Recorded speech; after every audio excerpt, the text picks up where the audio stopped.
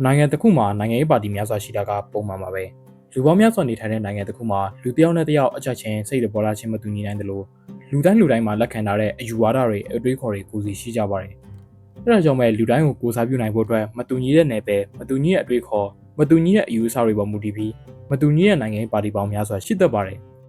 ဒါပေမဲ့စနစ်တစ်ခုမှာတော့အဲ့ဒီအခြေခံသဘောတရားကိုလုံးဝလက်မခံနိုင်ပါဘူးအဲ့ဒါကတော့တပါတီစနစ်ပါပဲဒီနေ့ဗီဒီယိုမှာတော့တပါတီစနစ်အကြောင်းကိုလေ့လာတော့ကြရမှာဖြစ်ပါတယ်တပါတီစနစ်ဆိုတာနိုင်ငံရေးအာဏာအရရက်ကိုနိုင်ငံရေးပါတီတစ်ခုတည်းကအပြေအဝချုပ်ကိုင်ထားပြီးတခြားနိုင်ငံရေးပါတီတွေရဲ့ဖွဲ့စည်းလှုပ်ရှားခွင့်ကိုကန့်သက်ပိတ်ပင်ထားတဲ့စနစ်တစ်ခုဖြစ်ပါတယ်။ဒီမိုကရေစီစနစ်တွေမှာဆိုရင်အစိုးရလွှတ်တော်နဲ့တရားစီရင်ရေးတို့ဟာတစ်ခုနဲ့တစ်ခုအပြန်အလှန်ထိန်းကျောင်းပေးကြပေမဲ့တပါတီစနစ်မှာတော့အရာအလုံးကိုပါတီရဲ့ဗဟိုဌာနချုပ်ကတာအဆုံးဖြတ်ပေးပါတယ်။ပါတီရဲ့မူဝါဒဟာနိုင်ငံတော်ရဲ့မူဝါဒဖြစ်ပြီးပါတီကချမှတ်တဲ့လမ်းစဉ်ဟာနိုင်ငံတော်ရဲ့လမ်းစဉ်ဖြစ်တယ်လို့ပါတီရဲ့ဥက္ကဋ္ဌဟာနိုင်ငံတော်အကြီးအကဲလည်းဖြစ်ပါတယ်။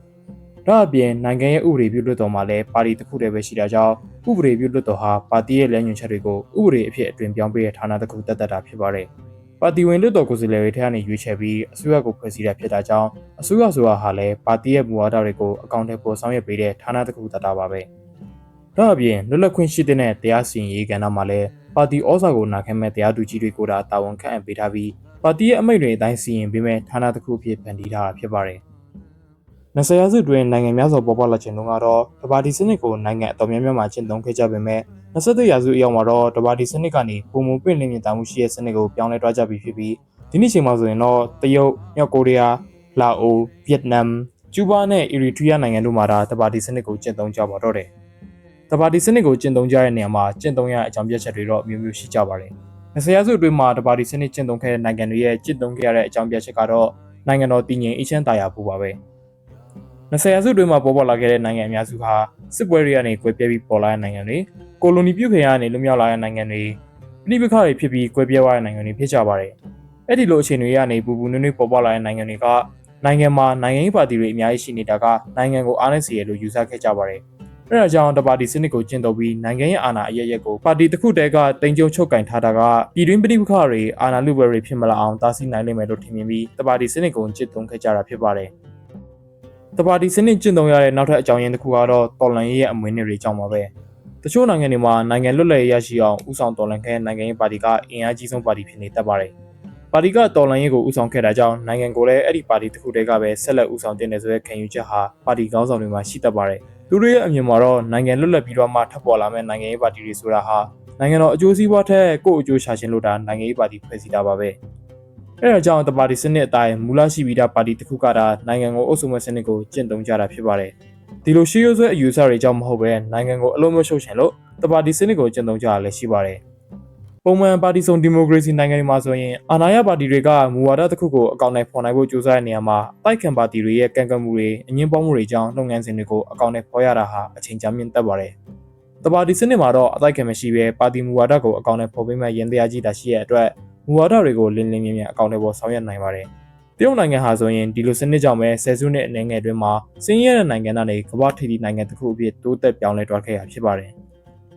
အရှင်းမှာပြောခဲ့တဲ့အချက်အလက်တွေအရဆိုရင်တပါတီစနစ်ကိုကျင့်သုံးကြရတဲ့အကြောင်းပြချက်တွေအများကြီးရှိပေမဲ့ဒါကပါတီတွေကပေးတဲ့အကြောင်းပြချက်သက်သက်ပါပဲ။တကယ်လက်တွေကိုစမ်းစစ်သုံးသပ်ကြည့်ရမယ်ဆိုရင်တော့အာဏာရပါတီကသူတို့ရဲ့အာဏာကိုလက်မလွတ်ချင်တာကတပါတီစနစ်ကျင့်သုံးရခြင်းရဲ့အဓိကအကြောင်းအရင်းဖြစ်ပါတယ်။အာဏာရပါတီတွေရဲ့အမြင်မှာတော့တခြားနိုင်ငံအင်အားစုတွေကိုအခွင့်အရေးနည်းနည်းလေးပေးလိုက်မယ်ဆိုရင်လူထုထောက်ခံမှုရပါပြီးသူတို့နေရာကိုအစားထိုးနိုင်တော့မှာဖြစ်ပါတယ်။အာဏာရပါတီတွေကအဲ့ဒီလိုဖြစ်မှာကိုလုံးဝမလိုလားကြပါဘူး။အဲဒါကြောင့်ပဲတပါတီစနစ်ကိုကျင့်သုံးပြီးအတိုက်ခံတွေကိုပါတီရဲ့အာဘော်နဲ့ပြဋ္ဌာန်းထားတဲ့ဥပဒေတွေနဲ့ဖိနှိပ်ပိတ်ပင်ထားစီတာ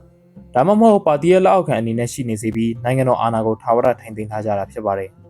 တရုတ်နိုင်ငံမှာဆိုရင်တရုတ်ကွန်မြူနစ်ပါတီအပြင်တခြားနိုင်ငံရေးပါတီ၈ခုရှိပေမဲ့အဲ့ဒီပါတီ၈ခုလုံးဟာတရုတ်ကွန်မြူနစ်ပါတီရဲ့နိုင်ငံတော်လမ်းညွှန်ဦးဆောင်မှုကိုလက်ခံထားရပြီးတရုတ်ကွန်မြူနစ်ပါတီရဲ့မဟာမိတ်ဖက်အကြံပေးပါတီတွေဖြစ်တာရပ်တည်နေပါတယ်။အဲ့ဒါကိုအကြောင်းပြပြီးတရုတ်နိုင်ငံကသူတို့နိုင်ငံမှာကျင့်သုံးတဲ့နိုင်ငံရေးစနစ်ဟာတပါတီစနစ်မဟုတ်ပဲပါတီစုံပူးပေါင်းဆောင်ရွက်ရေးစနစ်ဖြစ်တယ်လို့ဆိုပေမဲ့တပါတီစနစ်ဆိုတာအတိအကျကြီးပါပဲ။တပါတီစနစ်ကျင့်သုံးတဲ့တချို့နိုင်ငံတွေမှာတော့ရွေးကောက်ပွဲတွေလည်းကျင်းပရလည်းရှိပါတယ်။တပါတီစနစ်ကျင့်သုံးတဲ့နိုင်ငံမှာကျင်းပတဲ့ရွေးကောက်ပွဲတွေမှာအာဏာရပါတီတစ်ခုတည်းကဝင်ရောက်ရှင်ပြိုင်ခွင့်ရှိပြီးပြည်သူတွေကလည်းအာဏာရပါတီကရွေးကောက်ခံကိုယ်စားလှယ်တွေကိုပဲမဲပေးရွေးချယ်ခွင့်ရှိတယ်လို့အာဏာရပါတီကပဲရွေးကောက်ပွဲမှာအနိုင်ရပြီးအာဏာရပါတီကပဲအာဏာကိုပြန်ရတာဖြစ်ပါတယ် နည်းနည်းတော့ကြည့်ရဆိုရဲဆိုပေမဲ့တပါတီတဲ့ပြိုင်ပြီးအာဏာမရတဲ့ပါတီတွေထက်ဆိုင်ရင်တော့မဆိုစလောက်လေးသိခါရှိပါတယ်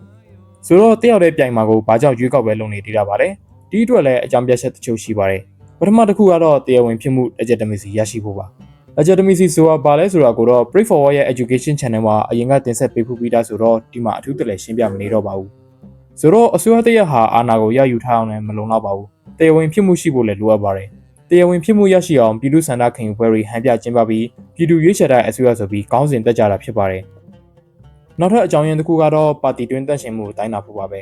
ပါတီတစ်ခုတည်းဆိုပေမဲ့ရွေးကောက်ခံကိုယ်စားလှယ်တွေကတော့များများစားစားရှိနေတတ်ပါတယ်အဲ့ဒီတန်းမှာပြည်သူတွေကအရေးတွေးပြည့်မီတယ်လို့ထင်ရတဲ့ကိုယ်စားလှယ်တွေနဲ့ယုံကြည်ရမယ်လို့ထင်ရတဲ့ကိုယ်စားလှယ်တွေကိုရွေးချယ်ရတာဖြစ်ပါတယ်အဲ့ဒီလိုလုပ်လိုက်တဲ့အခါမှာပါတီကပဲပါတီဝင်တွေရဲ့အရေးချင်းကဘယ်လိုရှိလဲဆိုတာကိုခံမှန်းနိုင်ပြီးပါတီတွင်းယာထုခန့်အရေးကိစ္စရပ်တွေမှာအထောက်အကူဖြစ်နိုင်မှာဖြစ်ပါတယ်